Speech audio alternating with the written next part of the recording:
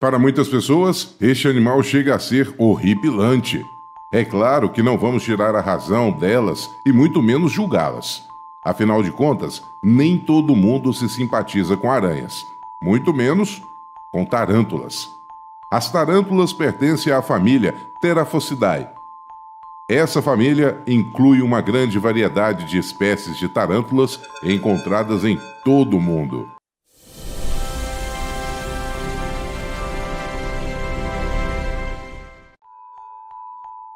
Essas bolas aqui são os ovos em desenvolvimento de uma tarântula. Lembre-se que as tarântulas são aranhas, e aranhas são artrópodes, e artrópodes são construídos a partir de pequenos blocos. É como se fosse um brinquedinho de Lego, cheios de segmentos que frequentemente se repetem como em uma sintopeia. Se você olhar bem, verá os segmentos enroladinhos, como uma pequena bola, mas se você desenrolar e olhar novamente, certamente achará que isso é uma sintopeia, devido ao grande número de segmentos deste corpo. Logo, todos os segmentos na parte de trás se fundirão para formar a parte grande do abdômen da aranha. Assim como todos os segmentos frontais também se fundem e completam a transformação. Logo, terão 2 longas 8 pernas cabeludas. Este está quase pronto para eclodir. Podemos dizer que estes bebezinhos são pequenos ovos com pernas. Estes bebês ainda têm muito para crescer, mas para uma tarântula crescer, elas precisam trocar seus exoesqueletos. Na verdade, os exoesqueletos não crescem, então, se essas aranhas querem mesmo se desenvolver, essa troca precisa ser feita periodicamente. Veja como uma tarântula adulta faz isso. Às vezes, ela parece até estar morta, mas logo teremos uma versão maior e mais atualizada dessa criatura.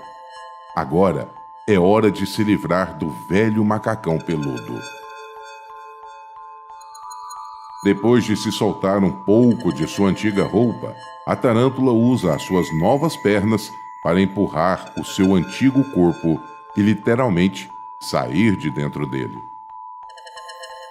Isso pode parecer um pouco estranho. É como se afastar do seu próprio cadáver. A maneira como as tarântulas andam é uma coisa complexa. Elas têm um sistema circulatório aberto. Basicamente, os tubos que saem do coração despejam sangue em diferentes partes da cavidade do corpo. O sangue, então, volta para o coração através de um sistema de fendas. E é assim que elas se movem, espremendo sangue em suas pernas para esticá-las e usando os músculos para puxá-las para trás. É por isso que quando uma aranha morre, suas pernas se retraem, por falta dessa pressão sanguínea. No final de suas patas, elas têm pequenas garras e as usam para escalar em superfícies ásperas. Mas veja que eles também podem subir no vidro. Mas como isso é possível? Elas têm essas pequenas almofadas peludas em seus pés. E se você olhar mais de perto, verá que são como pequenas pernas projetadas para se espalhar e fazer contato com a microestrutura de uma superfície. Isso é chamado de adesão seca. Mas quando as tarântulas caminham sobre o vidro, elas deixam para trás pequenas pegadas.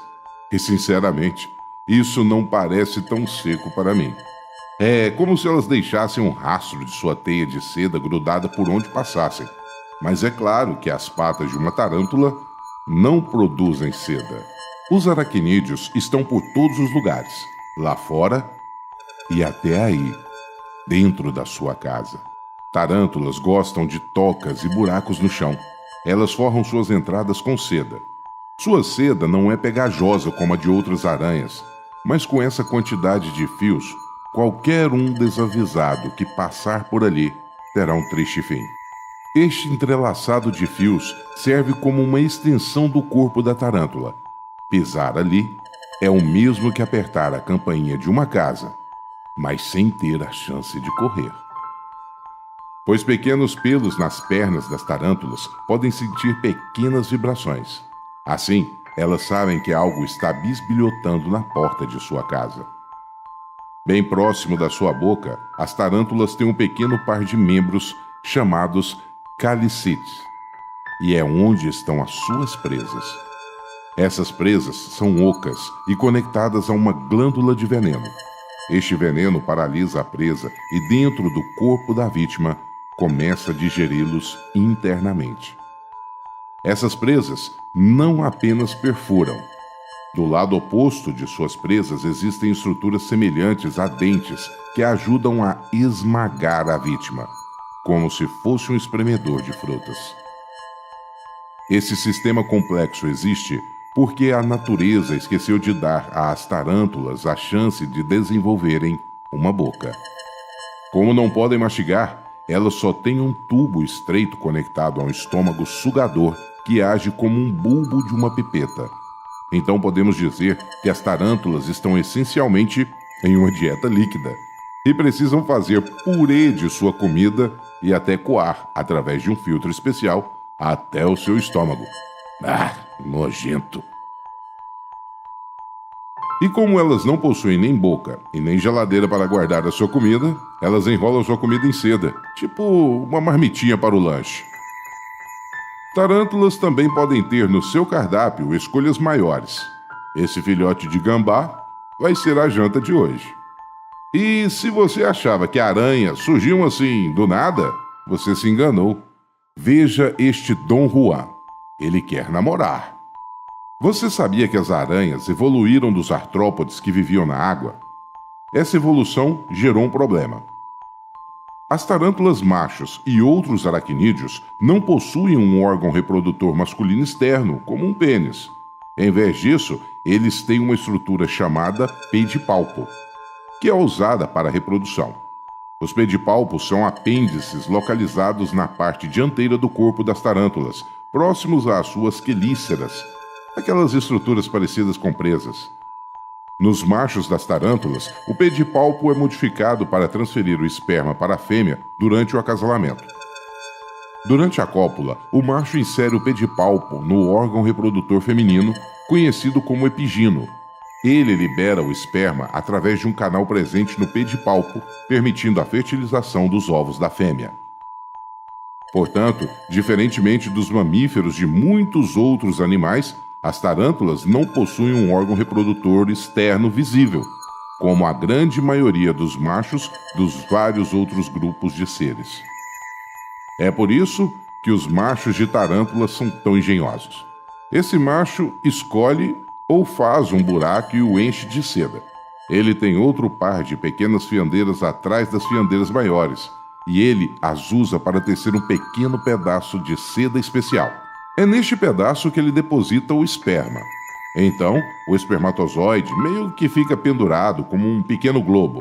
Ele sobe de volta ao topo da teia e então enfia alternadamente seus pequenos bulbos manuais no esperma e o puxa para dentro dos bulbos reservatórios em suas patas. Assim que seus bulbos palpáveis estão carregados com os espermatozoides, o macho está pronto para uma noitada. Recarregado, ele sai da segurança de sua toca em busca de uma namoradinha. Dizem que as fêmeas de tarântulas gostam de ficar em casa nos finais de semana. É por isso que os machos são obrigados a perambularem à procura da casa de uma donzela para formarem uma família. Chato é quando o ex dela está de olho. Aí, parceiro, você vai ter que mostrar que o sistema é bruto.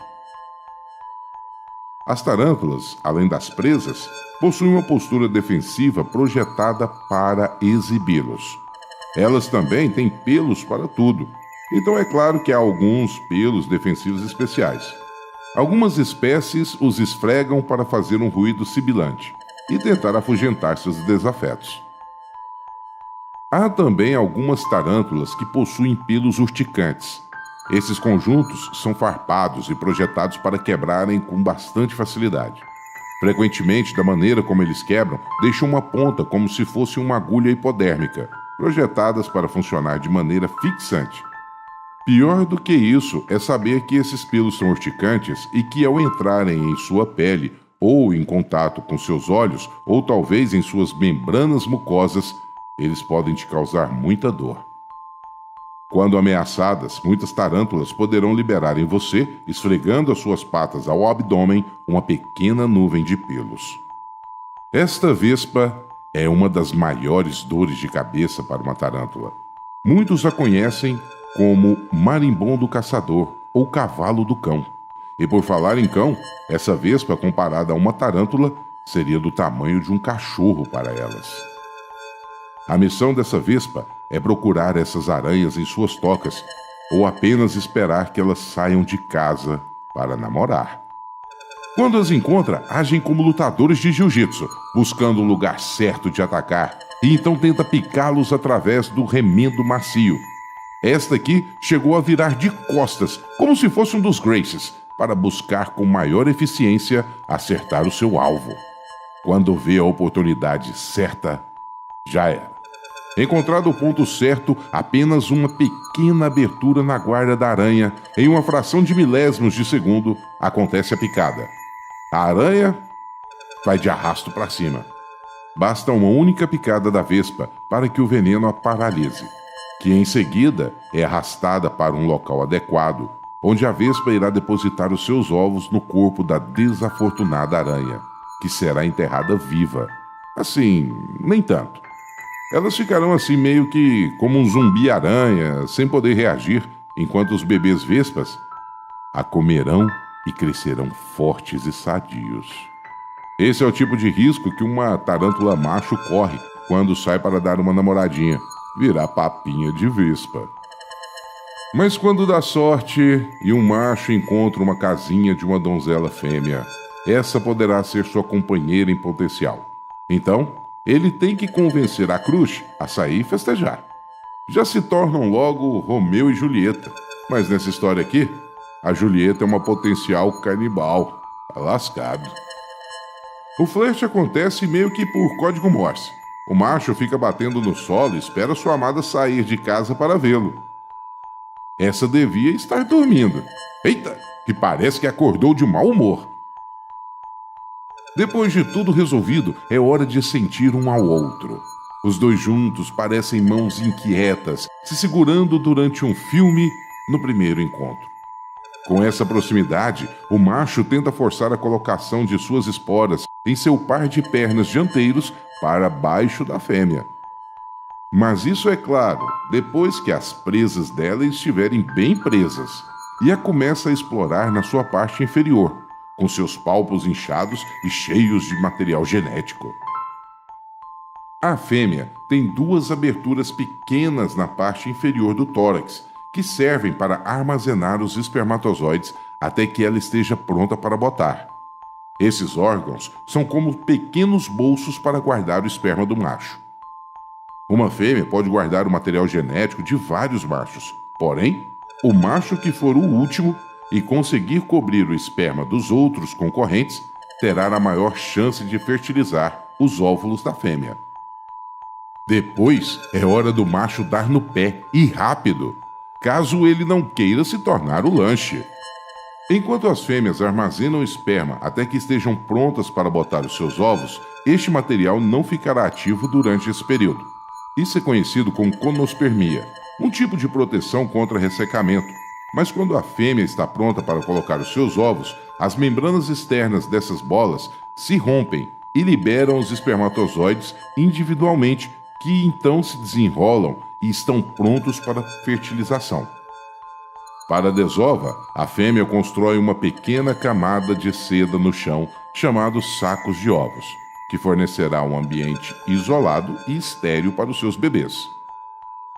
Algumas espécies incorporam seus pelos urticantes no saco de ovos, fornecendo um pouco de proteção extra contra parasitas. Os ovos são depositados rapidamente e, com cuidado, são cercados por um fluido que será absorvido nas primeiras horas de desenvolvimento, dependendo de cada espécie. Essa desova pode conter desde um punhado até milhares de ovos. Para separá-los, a mamãe-aranha fabrica mais camadas de teia nessa caminha.